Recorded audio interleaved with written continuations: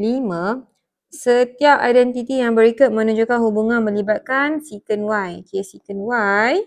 Buktikan setiap identiti berikut. So, sekarang ni A. Okay. Dia kata buktikan. So, bila kita nak buktikan, biasanya kita akan ambil yang kompleks pergi yang macam ni lah. So, kita kena buktikan sin Y, tangent Y tambah dengan cos Y, akhirnya akan dapat secant juga. Okay. Sama dengan, okay, macam ni kita nak kaitkan. Tangent ni boleh tukar sin per cos kan. So, sin Y, tangent adalah sin Y per cos Y tambah dengan cos Y. Kalau tengok macam ni, okay, sama juga dengan, okay, bila kita nak gabung, okay, sin kuasa 2Y per cos Y tambah dengan cos Y. Macam mana awak nak gabung? Kalau ada pecahan, nak gabung, yang ni kena buat pergi tepi. So, dia akan darab dengan cos Y per cos Y. So, apa jadi? Dia akan jadi sin kuasa Y tambah dengan cos Y darab cos Y akan cos kuasa 2Y per dengan cos Y. So, sin kuasa 2 tambah cos kuasa 2 akan dapat 1. So, 1 per cos Y. 1 per cos sama dengan secant. So, kita akan dapat secant Y.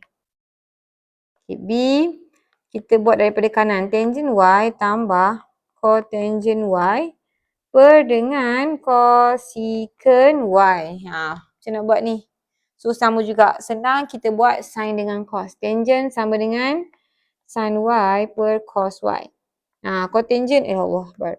Cotangent ni apa? Cotangent ni terbalik daripada tangent. So, basically dia akan jadi cos Y per sin Y. Saya asyik Englishkan dia je, C. Okay. Bawah ni cosecant. Cosecant sama dengan apa? Sama dengan 1 per cosecant sama dengan 1 per sin Y. Okay. So, macam nak gabung? Okay. Kalau kita nak gabung, samalah. Maksudnya, nak samakan penyebut. So, sin ni, atas ni akan darab sin per sin. Okay. Yang ni pula akan darab dengan sin. Sama juga. Kita nak gabung kan? Okay. So, dia akan jadi. Okay. Sin Y.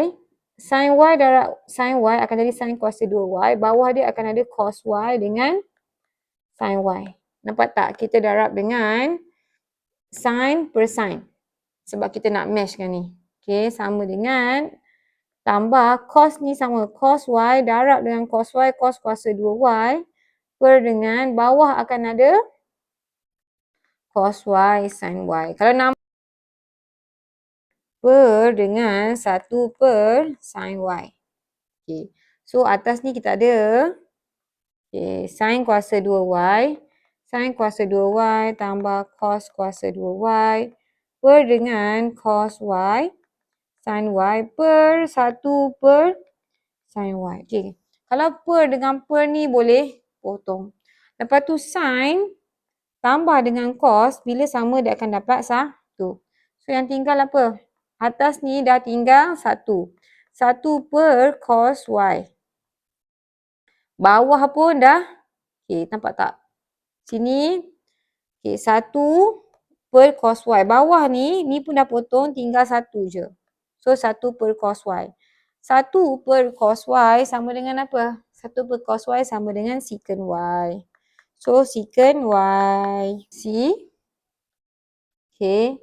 1 tolak sin Y per 2 cos Y tambah dengan cos Y 2 tolak 2 sin Y. So, macam mana nak samakan penyebut? Bila samakan penyebut, okay, 1 tolak, panjang ni. 2 tolak 2 sin Y. Nampak tak? Kita nak samakan penyebut. So, ni akan jadi 2 cos Y darab dengan 2 tolak 2 sin Y.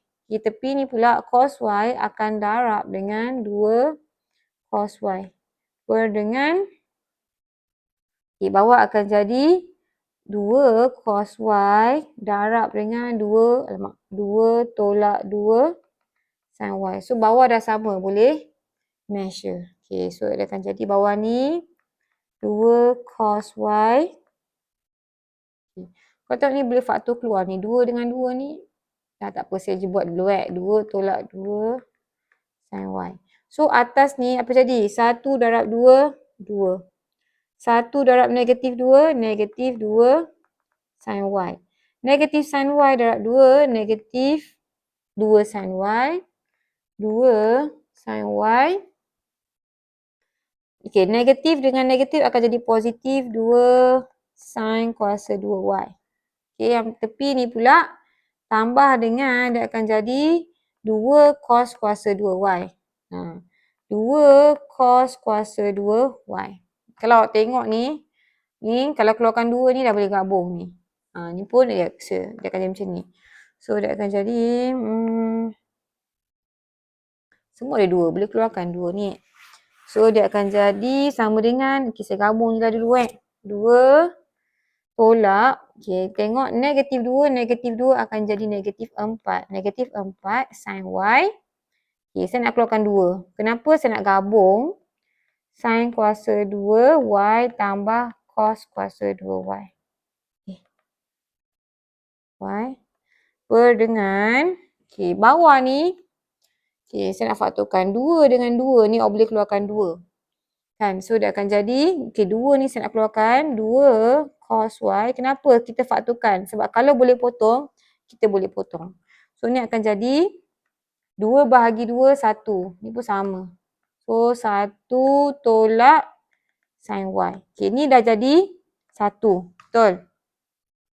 Atas ni pun boleh faktor. Nampak atas ni pun, okay, kalau boleh faktorkan nampak 2 tolak 4. Okay, ni dah tambah 2. Okay, kalau saya gabung 2 tambah 2, 4 kan. Okay, 4 tolak 4 sin Y. Apa tak? 2 tambah 2, 4. So, ni tulis balik. Okay, bawah ni apa jadi? Okay, kalau tengok 2 darab 2 dapat 4 kan. So, 4 cos Y darab dengan 1 tolak sin Y. Nampak tak? Kalau awak dah faktor awal-awal. So, ni 1 tolak sin Y per dengan 4 cos Y 1 tolak sin Y. Awak dah boleh potong. Ni potong. Potong. Yang ni pun dah potong. 1 per cos Y sama dengan secant Y. So, sama dengan secant Y.